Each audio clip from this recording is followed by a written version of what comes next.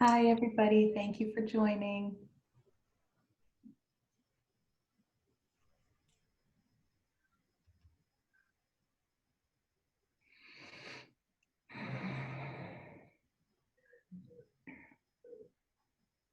We're going to give it just a minute or two while people from the waiting room are allowed in. Hi, Trina.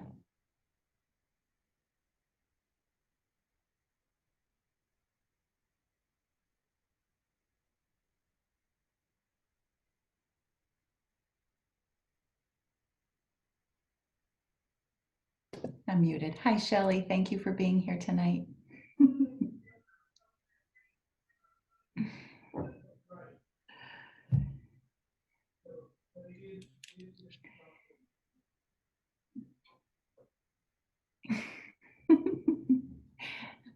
Hi, Audrey.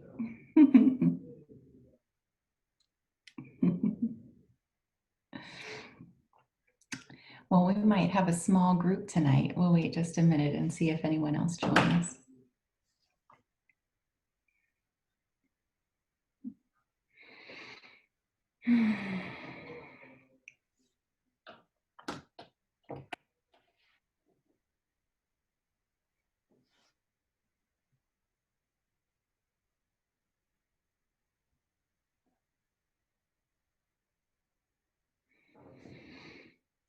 Okay, well, I think we'll just get started. First of all, thank you so much for coming and joining us tonight.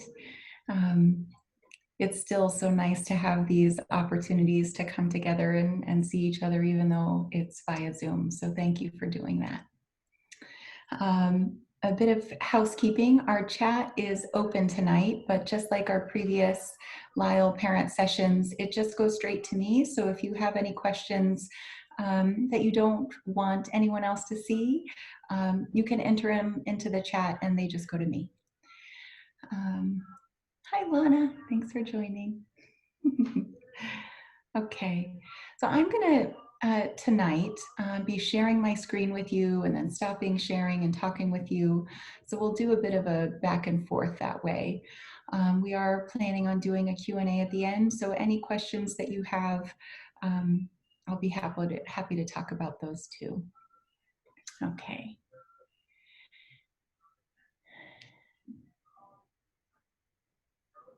Hi, Alan. Glad you're here.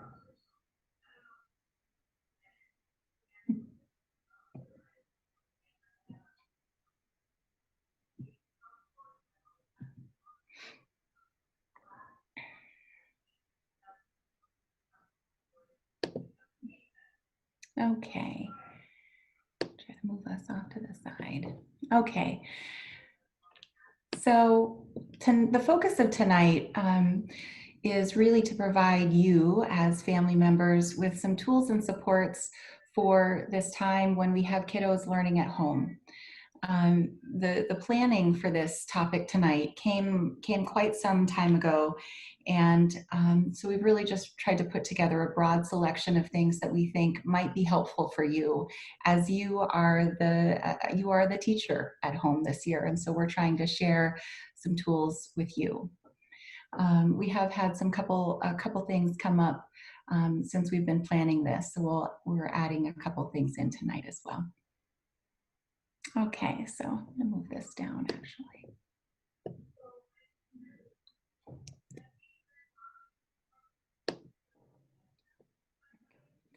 Okay, so tonight we're going to do a Title I overview so that all of Lyle gets an opportunity to learn about the Title I program. If you don't know, Lyle Elementary is a Title I school. We're going to talk a little bit more about what that means.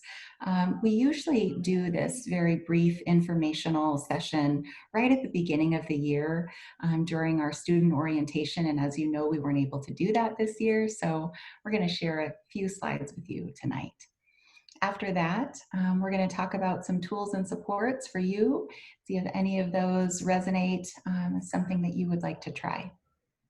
We'll spend a little bit of time talking about a reopening update and answering any questions that you have. Okay, that is our plan for tonight.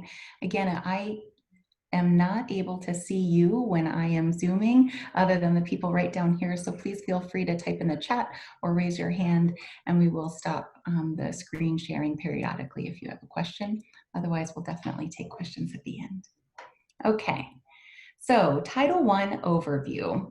Many people wonder, what is this thing that we hear constantly at Lyle? Title services, title intervention, title reading. Well, Title 1A is a a government program for schools that gives funding to schools to provide programs to help children who are struggling in reading and math. So that looks like extra help. You as parents might know that as title intervention, title reading groups. We have a title room at Lyle, a Title I teacher at Lyle, and those staff members are here and those tools are here to support extra resources for reading and math for students.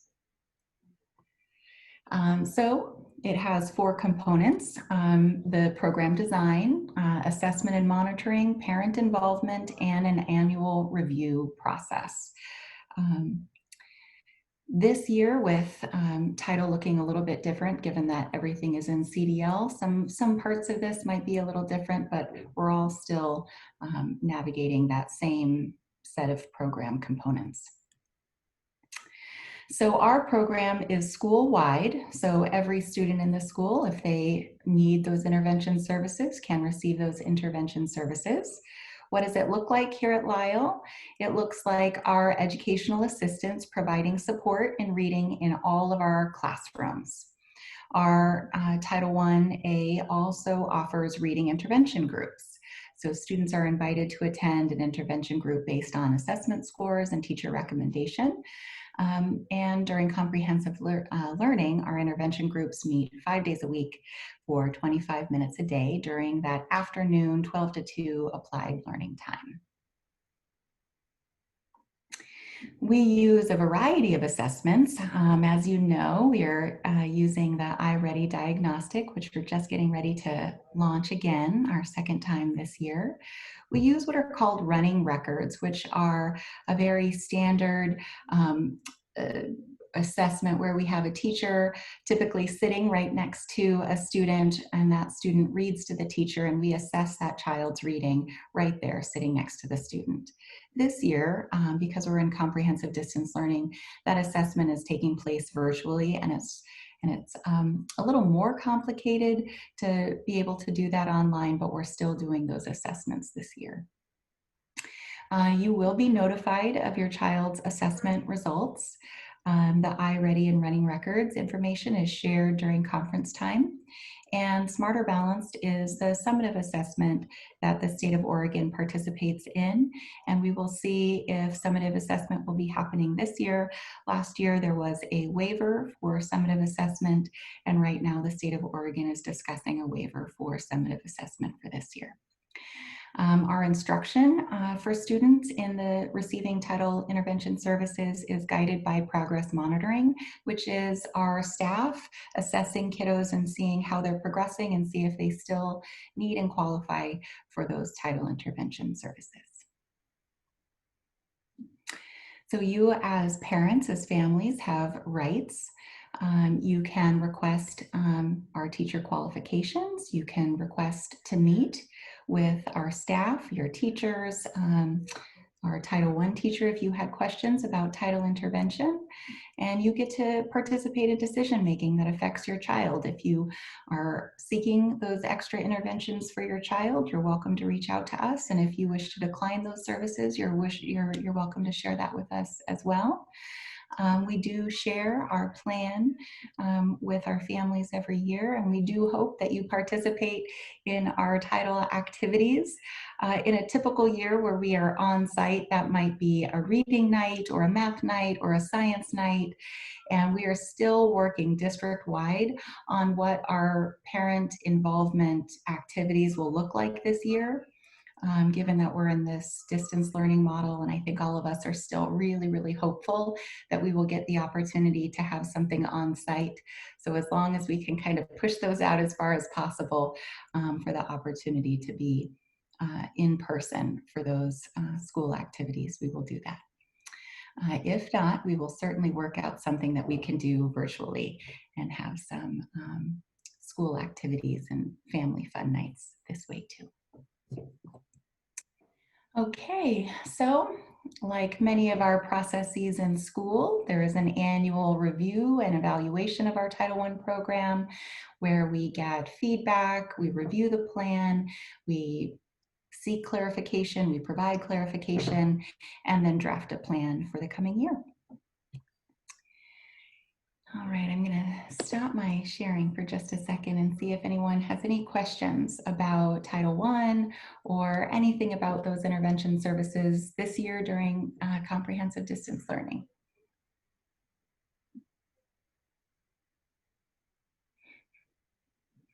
Okay, well, I'm going to share my screen again and we will get on to the main event tonight.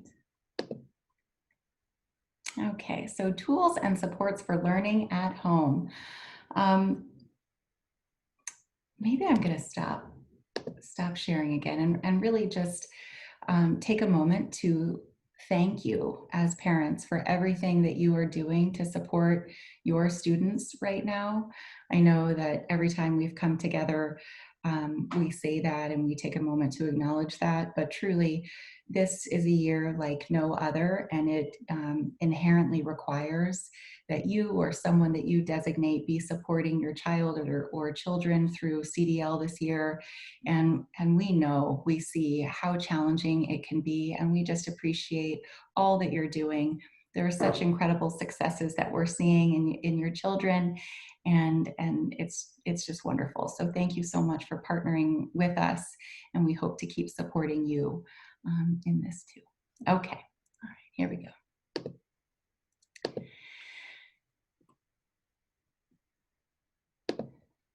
Okay, so the title of this slide might seem a little strange, but this is probably the most important takeaway of the evening, I hope, is I think all of us, especially me at school, want to give you as parents permission, and that could be permission for a whole host of things. And I think we all know as parents, a lot weighs on us, and I think our children's education, especially this year, really weighs on us. We know that for some families, comprehensive distance learning is really overwhelming. For some teachers and staff, it is really overwhelming. We know that you are doing the very best that you can, and we celebrate that. We also know that we have families that feel that the comprehensive distance learning isn't providing enough and they're seeking more things. And so we really are trying to strike that balance for all of our families. But really the biggest message is we want you to be able to embrace where you are as a family and feel really good about your skill set and your tools and what you're providing your students, whatever that may be. So that's in that meet you where you are. I don't want any of you to feel like the requirements of comprehensive distance learning this year are too great, are too overwhelming, that you decide to not engage at all. And obviously, if you're here tonight, that's probably not you, but that is a concern. We want families to know that any way that they're able to participate and engage, that's wonderful, and we celebrate that, and we want to support you in doing that. We know that kids have varied experiences with comprehensive distance learning, and sometimes we hear time and again from parents that they're just done. Okay, they need a break. Families are reaching out to teachers saying, what do I do if my son only wants to stay on the Zoom for 15 minutes and then he's hiding under the chair? Or so many other things. And we just want to say, you know what, you have permission. You are doing so much. You're the adult supporting and facilitating your child's learning. It's okay to say, my child is done after 15 minutes, and take a break, call it a day if need be, and come back at it tomorrow. It's okay. So I really want to just affirm for you, and I think every single staff member, every single teacher at Lyle wants you to know it's okay. You know, every student is in a different place with comprehensive distance learning, and if they're not able, they don't feel comfortable attending the live Zooms, and they only want to do the asynchronous afternoon activities, it's okay. It's okay. You don't need to feel bad about that. We're going to keep supporting you. But really, you have our permission, our support to make those decisions for your children. If you see that the Zoom is becoming too much, or that they're just plain done. And some days I think we all, know what that feels like when we're watching a kiddo that's just done. And we would rather that you support that, rather than keep pushing and have a kiddo that doesn't want to engage anymore. So we're going to keep trying to support you with more and more engagement, but at the same time, we want to give you permission to just support your child wherever he or she may be. So the learning environment, and this varies greatly in all of our different learning spaces, but we know that having a consistent space to go to as a workspace for a child really helps them be able to attend to the instruction that's happening. And I think we all feel that way too. When we're kind of displaced from our workplace, we feel a little bit out of sorts, can't really find our needed materials around us. So having a consistent workspace, if possible, away from distractions. I know a lot of our kiddos are situated right at a dining room table or in the living room, and sometimes the TV is on. Anything that you can do to try to minimize those distractions around them, we really appreciate that. It really helps them focus on that really important instruction that's happening on their screen.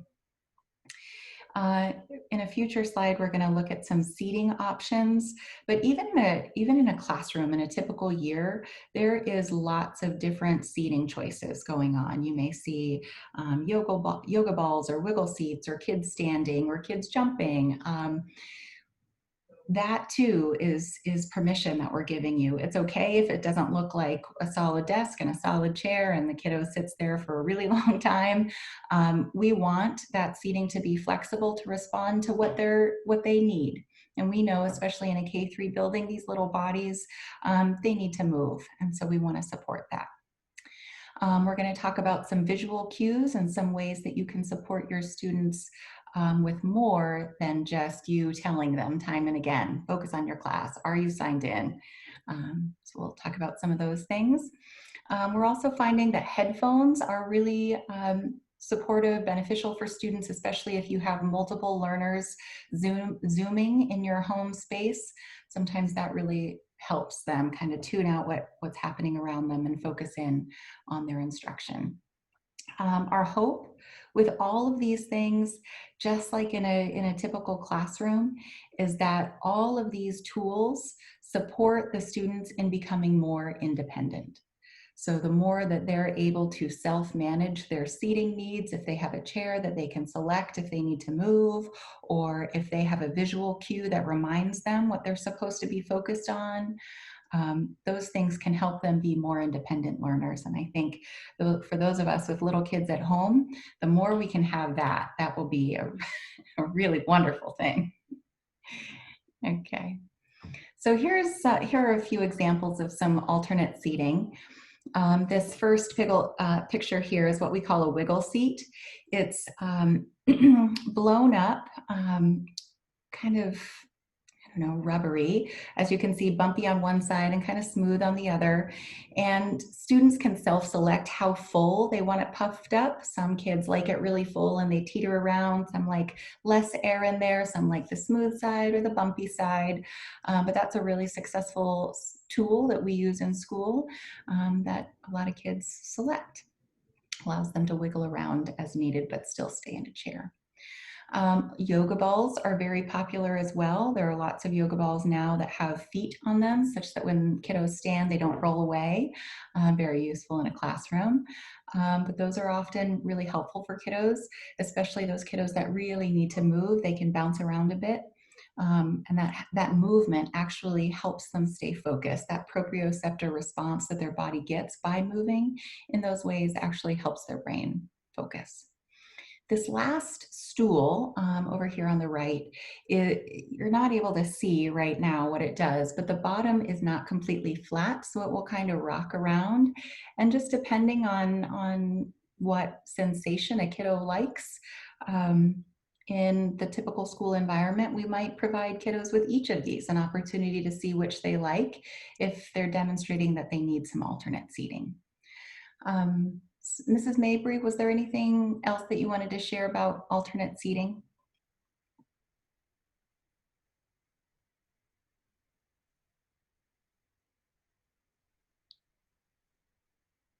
I can't see you on my screen. I think she might be muted. Oh, thank you. Sorry, it wouldn't let me unmute. No, Mrs. Alpert, that sounded great. Just to reinforce too that these alternate seating is really good for some of these kids. A lot of them are used to that, and a lot of them it makes them focus a little bit more. They're able to just kind of get those wiggles out, but still being able to pay attention. And I've just found them very successful. So, and it was funny, as Mrs. Alpert is reading this, I just realized for my own daughter, who's a third grader, I'm going to order her one. I have them at school for my students, but I think, especially just sitting so long, it's just really, I think, really beneficial for the kids. So thank you for this reminder. Thank you, Lana. Jump in anytime. Okay, so visual schedules. Depending on how, every home runs a little bit differently. Some have chore schedules for kiddos that kiddos can go check and see what their jobs are for the week. It's very similar in a classroom. For many of our students, we actually create, even in a typical year, what we call visual schedules. And here are two examples of those. They don't have to be this elaborate. It can just be a little word for, the different maybe 3 parts of their day that they need to know about in an order. But it can be as elaborate as you would like it to be. I'm gonna stop sharing really quick. Well, before I do, something that I liked about this one over here on the right side was that it had this open box on the side. For kiddos, it's really kind of calming to be able to check off what portion of the day they've completed. And then that independence has an ability to really shine through so that they can check in with their daily schedule and see where they are, what's coming up next. It's very reassuring to some of our students who are still unsettled with a schedule. I'm gonna stop sharing for just a second. So when we all closed in March, we went into comprehensive distance learning. I have 2 elementary age boys at home, and this is something I made for them. It's just a regular kind of folder, and then some Velcro. And I cut out and just Velcroed on these little pieces for their day so that they could see what their jobs were. And then when they were done, they could just kind of stick it on the back and know, okay, that part of my day is done. If that's helpful for you, it's a tool that we often use in schools. And at the end, we'll talk about you reaching out to us. If any of the things that we share tonight seem like a good idea for you, you'd like to know more, we are so very happy to support you in any of those. Okay. All right, so here are 2 visual schedules. And I think we have another one. This one is similar to what I showed you with these little pieces, little cards that could either be Velcroed or stuck. And then once the kiddo is finished with it, they move it to the other side, kind of similar to that feeling of a check mark. It's done. Depending on the kiddo, some kiddos like the Velcro and they like the sound, they like the texture. So just some ideas for visual schedules. For a lot of our kiddos, the first then box is very, very helpful. And it might seem really simple, too simple. But when we're having requests by kiddos all day long, and they're wanting to do something that is maybe a non-preferred activity, like go to their student applied learning time and work on their iReady assessment or some other assignment they've been given, but they really just want to go play with a dog, you might want to say, use a first then box. Okay, first you're going to do this many minutes of this, and then you can go do that. And sometimes when we are supporting kids, when they're not really wanting to do what we're asking them to do, having something to point to and reference that's not us kind of takes the power struggle out of the situation. That way, you're being able to reference a document that's clearly for them to see, well, this is what's first, that's what's next, and it can just provide that little bit of a barrier between you and the kiddo, and it becomes less of a power struggle. So that can be helpful. Brain breaks. Oh my goodness. Even in a typical year, we do so many brain breaks because we have kiddos that need to wiggle and move, especially we're a K-3 building, so we have lots of kinders, but all the way up through third grade. Oh my gosh, probably even for us as adults too, when we're sitting in Zoom meetings for hours at a time, we need those opportunities for a break too. So I put up a few different suggestions, opportunities, ideas here. One teacher over here on the left side had put different brain break ideas on popsicle sticks and would just pull periodically. This time we're going to do a quick little Macarena. This time we're going to do some push-ups or sit-ups. This time we're going to go do a conga line, or just some silly things to get kiddos up and moving. And you can do that in your home too. To periodically, when you see a kiddo maybe fatiguing or getting cranky or fidgeting a lot, maybe it's time to just take a break, do some deep breathing, do a physical activity. So those are some ideas there. This center image is something that we use at school. A lot of times when we are working with kiddos that need a break, often when they need a break, they're not in a state to hear that they need a break. So sometimes having visuals be the cueing system rather than our voices makes that interaction a lot more successful. So I liked this one because it's pretty simple. We can see just step one. We're going to do some breathing and a calming activity. What we see here in these pictures of these little people here are cross-body movements. And when our brain has an opportunity to cross sides, when we touch elbow to opposite knee, or when we do a figure 8 in front of us, our brain wiring is different for that time being, and it helps us self-regulate. So that's what's happening up there. So step one, to do some breathing and movement. Step two, a choice activity with a timer. You as the parent, you get to decide, do they get a 5-minute break, a 10-minute break? Totally up to you. After that, a visual cue, right? You maybe don't even have to cue with your voice and prompt with your voice. You could tap the image. Okay, break time is done, clean up, and then we're gonna go back to work. So I really like that one. This one for older kids, they can have a die and roll that and see what they get. And it has lots of ideas for physical things that they can get up and wiggle and do. But they're really, really important, and we use them a lot in school. Mrs. Mabry, anything about brain breaks you wanted to share?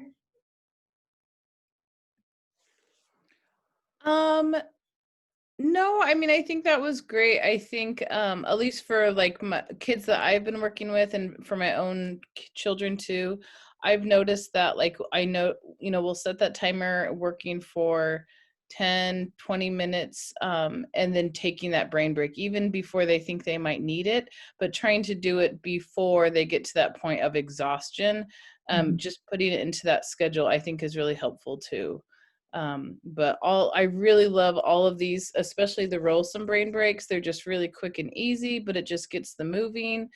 They don't take a lot of time, but again, even when kids don't think they need them, I think they're really important just to build into that schedule. Thank you. And just about the timer, I mean, it's a little strange to think how powerful that tool can be, but oh my goodness, once you teach a timer to a kiddo and you set an expectation for your break is this many minutes, we have kinders that can set their timer and they know, okay, this is my choice time. I'm setting my timer, start. And then that is such an independent and empowering tool for them to know this is my time. No one's going to interrupt me right now. I get to have my break. And when it's done, I know what the process is. The timer goes off, I turn it off, I clean up, and I do what's next. So those timers, they may seem kind of silly and simple, but it is really incredible how effective they are. This one I liked. It was a little more involved, but I liked the picture cueing that was happening in these. Again, if you're seeing anything tonight that you think, ooh, I would like to have that, or I want to try that, please reach out to us and we'll share contact information at the end of tonight so you can reach out to us. But sometimes just these visuals rather than our voices, even though, you know, we love our kiddos more than anything and they love us, sometimes they just don't want to hear it from us. So the visuals are really helpful. Okay, sensory bins. In a classroom, you might not know, or you might know, that sensory tools and break boxes are a really important part of our classrooms. Depending on the student, they might have their own sensory box or break bin in a classroom, or there might be one set aside break area in a classroom, and a teacher might set up different rules around using it. But they're really important tools, helpful tools to have at home. Depending on what your kiddos like, you can put a whole bunch of different things in there. I'm gonna stop sharing really quick. So that little basket there of items is a basket that I made when I was a special education teacher some years ago. And so I'm just going to share these items with you. Sometimes kiddos like to squeeze things, and so little squeeze balls. I think this one came from a visit I had to Kaiser Dental at some point. But squeeze balls can be really good. These little balls are kind of pokey, and sometimes that proprioceptor response just by kind of rubbing and rolling and poking feels really calming. Some students like something firm but smooth, so something like that that they can just rub. What else do I have in here? Oh, this is my favorite kind of water bottle to use for all of my sensory tools. It has, when you open the top, a nice big opening for whatever you want to put in there. But in here, I just have some beads, and we can just put in any beads you like, fill it with water, and then super glue it closed because we don't want the water coming out. I also learned the hard way about trying to hot glue gun a plastic water bottle closed. Don't do that. Once it's closed, students can take a nice deep breath when it's upside down, and then exhale, watching what are those little beads going down. So, and sometimes just having something to watch while you're doing some deep breathing really helps bring the affect down. Some of our kiddos are really sensory seeking, and so having different textures that they can feel during a break time is really soothing. So again, I made this at the craft store. They have, or even the dollar store, they have some cubes in different shapes that you can hot glue gun, different things too, depending on what your kiddo likes and responds to and enjoys. Some other things, Play-Doh is always wonderful. If they don't want to just make their own creations, they have these little plastic Play-Doh squeezers. And for a lot of our kiddos that have a lot of energy, that action of squeezing something thick, that deep pressure, that kind of heavy action is really relieving and regulating for them. Let's see if I have anything else in there. Another bottle. These are filled with a whole bunch of different objects that I've found around the house, from little plastic toys to thimbles and marbles and buttons, all sorts of things.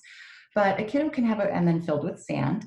Kiddo can have a break with this for a few minutes, especially if they're pretty escalated, and you can say, I want to see if you can find 4 animals in there, right? Or can you find something that's purple and green and red in there? And just some activity that distracts them for a minute, gives them a break, lets them think about something else, can be really calming and regulating. So these are things that are easy to make at home. They're things that we use a lot of in our classrooms. Depending on the independence and age of the student, sometimes they're able to self-select when they need a break and what tool helps them best. And then sometimes, like Mrs. Mabry was saying, they need those breaks built into their schedule. And then sometimes they need us to help them too. Like, hey, maybe you want to take a break. What do you think? Any of those things sound good? Then they can pick something and set a timer. Okay.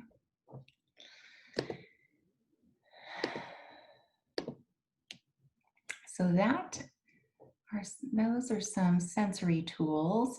We have some other things up there. There are so many fidgets, all kinds of little things to put in hands that feel good depending on the kiddo. Kinetic sand is squishy and gooey, and kids really, really love that. We have some recipes we're going to share with you in a couple minutes too, and we have a recipe for that too. Mrs. Mabry, anything about sensory bins? No, I think that's great. And just building it in, and sometimes too, just having like something that's not distracting. Like I found putty sometimes just for the kids to use, like especially when they're on the screen, and just having that, making sure it's not, obviously distracting.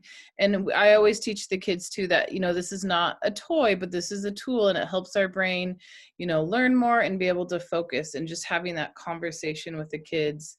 And then as soon as it starts becoming a toy, that's when we take it away and we retry later.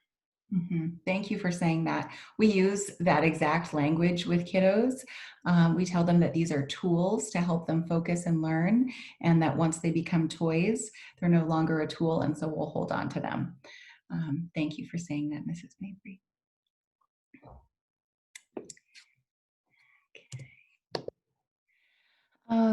Something else that we use a lot, incentives, sticker charts. These come in every possible color and animal. It can be as simple as a piece of paper that you make stars on, and oh my gosh, you got to 5 stars, and now we're going to do something fabulous, and you can make up whatever that is.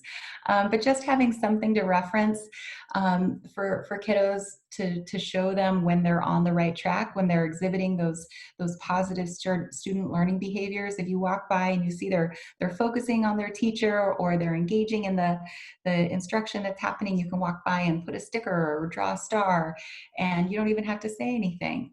But it's just really supportive for kiddos, a way to give a nonverbal cue of support to them. And definitely we do have kiddos that want to know what they get at the end, and that is totally up to you. It can be, you can ride your bike for this many minutes, or you get to feed the dog tonight instead of your brother, or absolutely anything, whatever you like. And again, these come in every possible variety. This one here on the left, I have 2 sons, Ezra and Milo. This is Ezra's favorite. He loves buried treasure and all things Pirate Land, and so that's been his favorite for a while, but all different kinds in the world. The mood meter. So you're probably seeing in your children's classes that teachers are using this tool, the mood meter. There are lots of different variations on it, but it is primarily a square made up of 4 quadrants, each with a different color. And as we can see in the pictures, the yellow is that exuberant, excited, maybe overly happy kind of state. The green is pretty peaceful and calm, tranquil. The green the blue could either be tired or sad, or maybe not feeling well. And then the red could be all of those different descriptors of angry or mad or frustrated. And right in the middle might be just perfectly balanced, where, where we all hope to be most of the time. But this tool does help teach kids to self-assess and identify how they're feeling, what they're feeling. And when they're able to do that, the next step is being able to identify what helps them when they're in that state. So teachers often return to their mood meter throughout regular school, throughout online distance learning, to just do a little check-in with kiddos and see how they're doing. If the mood meter is something that you hear or you see is useful for your kiddo, please let us know. We want, if you need a little paper mood meter at home on your fridge, we are happy to supply that.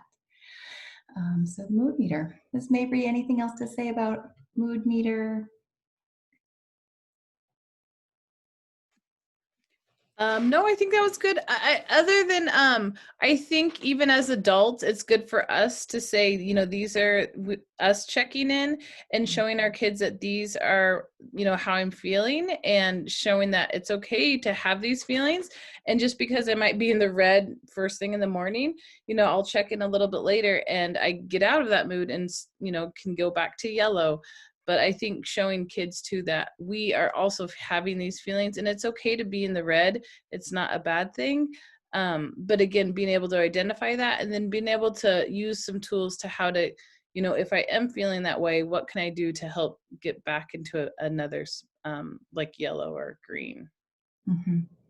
And a lot of the work that teachers do with students around the mood meter in classrooms is in thinking about what appropriate options are, what your choices are when you're feeling each of those different ways. It's okay. I mean, emotions are transitory. They come and they go, and they themselves are not bad. Sometimes the things that we choose to do when we're in those states are not appropriate, though. So teachers might build a list of choices with students about things that they can do when they're in those different states to help get them back into a state that they would desire to be in, usually the yellow or the green. Okay, all right, so we have collected some recipes for you in this time of comprehensive distance learning and quarantining. Maybe everyone is completely over recipes, but if you would like to make some fun sensory things at home, we have a homemade Play-Doh recipe for you, puffy Play-Doh recipe. Let's see, Miss Keenav shared these, an oobleck, a really ooey gooey sticky one. This moon sand here is very similar to kinetic sand, which is just very strange. The first time you feel it, it feels like sand when you squish it, and then it slowly falls apart, and that's really fun. And I haven't yet tried this microwave puffy paint, but that looks really fun too. So all of these things that you're seeing tonight, again, if you're interested in trying them out, let us know, and we're happy to share those resources with you. Okay, I'm gonna stop for just a moment. Any thoughts, any questions about some at-home tools?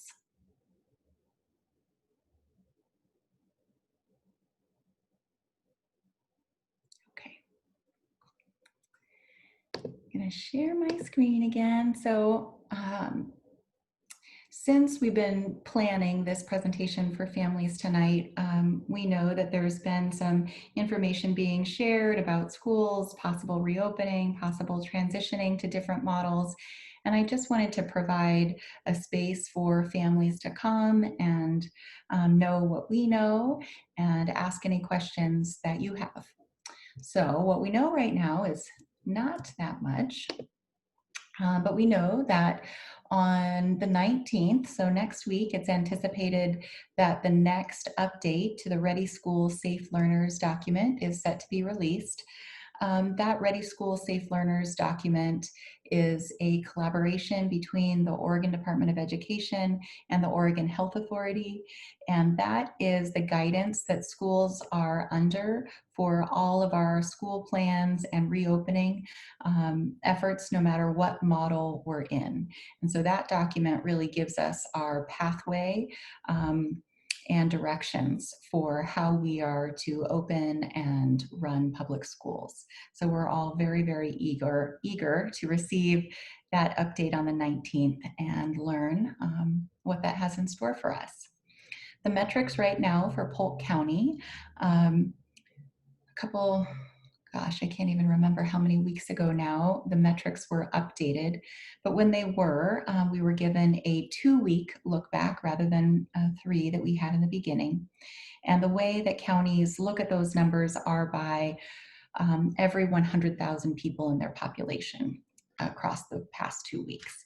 So our rate right now, our number right now is 481. This is the highest that we've ever been in Polk County anytime so far. And our test positivity rate is 10%. Again, that metric is also higher than it's ever been in our county. And so those are really the solid pieces of what we know. Those are what our metrics are right now. If there will be an update to the metrics or to any of the guidance or language in the Ready School Safe Learners document that we have now, we will learn that when the update is released on the 19th. And then we will certainly share all of those new pieces of information with you as we have them. The Ready School Safe Learners documents are public. They're on the Oregon Department of Education website. They're on our district website. And if ever you need help navigating to those, you can always call and we can help you find those too. Okay, so I am so honored to be your principal. I love Lyle and being your principal. It's my greatest honor to be able to serve all of Lyle. I want you to know that I'm here to serve you. That's my job. So if you want to know about any of the resources from tonight, please reach out. We're happy to share any of those with you, from the recipes to schedule ideas to sensory ideas, anything that you think you might want to try or you're interested in or piqued your interest. Please reach out and let me know. Also, I hope that we get to keep doing these live parent sessions together, and I would like us to be providing what you would find useful. So if there are topics that you think, oh, I wish the school would do that or talk about that, please let me know. I would so love to provide you with whatever it is you think will be useful for you. Okay, so it is absolutely true what it says up there at the top. I am here for you. It's true. If you want to meet and over Zoom, just you and I, we can do that if that feels good. If you want to email anytime, if you want to have a phone call, whatever works for you, I'm here. Okay, so hold on one moment. Here is my contact information. It's at Lyle on our website, pretty much anywhere. Email, this is our Lyle phone number. Call anytime, leave a voicemail if we're not there. I'm here for you. Okay, was there anything else? No, that was it. Okay, we're going to the Q&A. We have a question in the chat. Salem Kaiser is already starting tomorrow for some elementary returning. When is Lyle going to start opening for return? Thank you for that question. I don't know the answer to that. I am not able to make that decision for Lyle. No principal is able to make that decision for their building. I know that all of us administrators meet weekly with our superintendent and with our directors, and those decisions are made by our district office.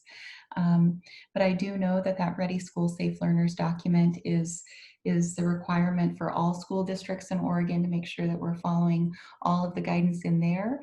And so I know that we continue to do that in Dallas, and that those decisions about reopening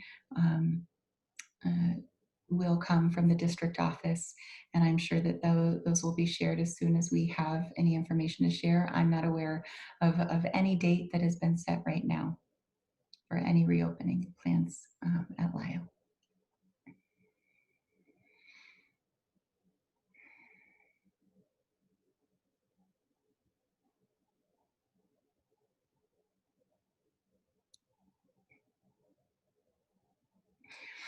And if you want to type something in the chat and you don't want it to be an everybody conversation, that is totally fine too. And it can just be for me and we won't voice that out loud. We'll honor that. Or if you would rather a phone call later time or an email later time, that's okay too. But that's all that I have for you tonight. I really appreciate you joining and continuing to help your kiddos and support your kiddos through CDL. Hi. Hi. Hi. Hi, Kelsey. Okay, so you guys keep saying January 19th. We were basically not going to get any type of information, it sounds like, until then for the Dallas School District. Is that what I'm understanding? We have been told by the Department of Education for Oregon that on January 19th, that's when they're going to release that updated document to all the school districts in Oregon. I don't know if on that same day there will be a communication from the school district to Dallas families about any reopening plans. Usually those documents are quite sizable. I think the last one was 90 or 100 pages. With a lot of detailed information that schools and districts are required to follow. I think we're all very, very eager to see what's in that update. But no.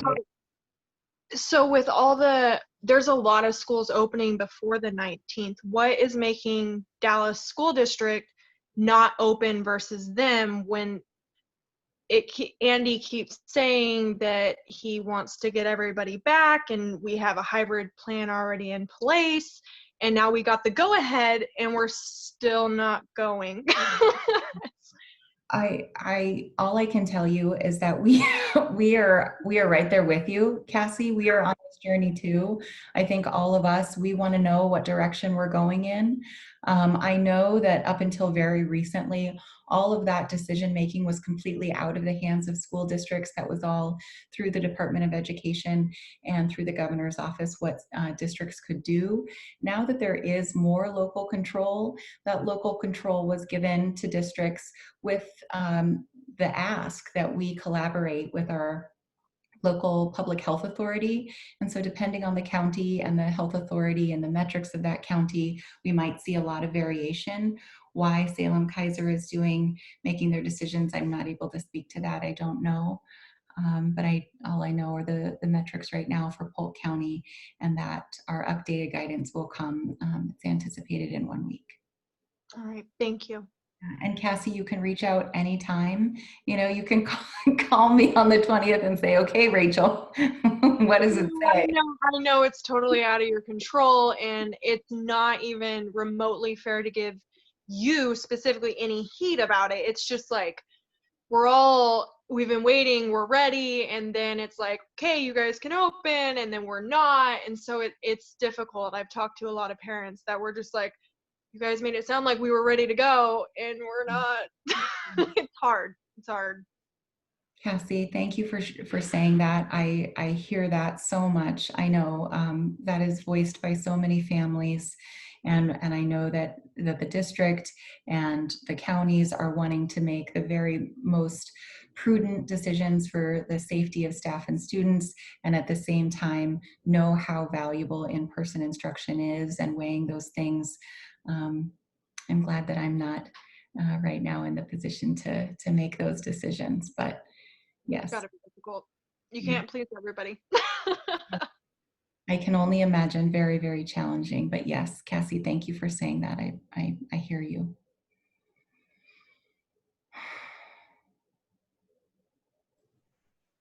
I think Kayla had a question.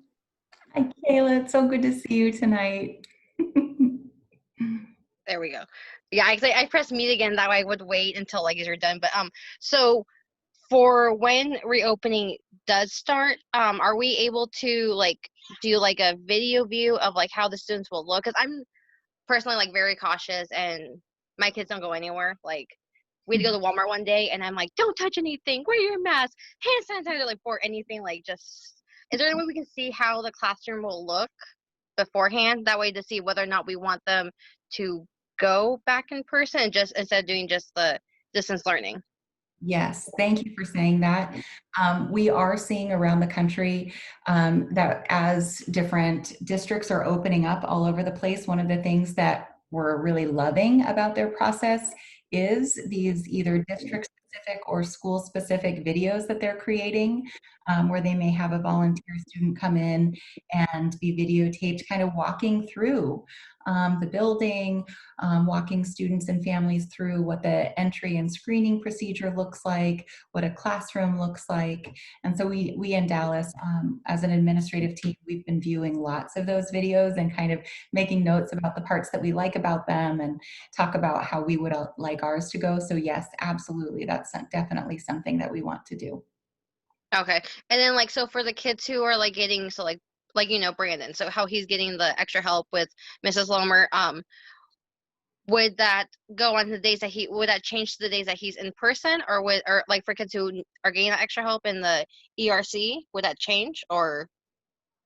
I'm guessing that schedule would very likely change. Yes. Okay. Okay. All right. That's it. Thank you. Oh, Kayla, it's so good to see you. Tell the boys hi. All right. I will. Look at those boys. All right. Well, I will keep hanging out in case anybody has any questions, but it's good to see you. Thank you for joining. Teresa, thank you for joining. Trina, thank you for joining. Kyla, Dawn, Lana, thank you. Have a good night.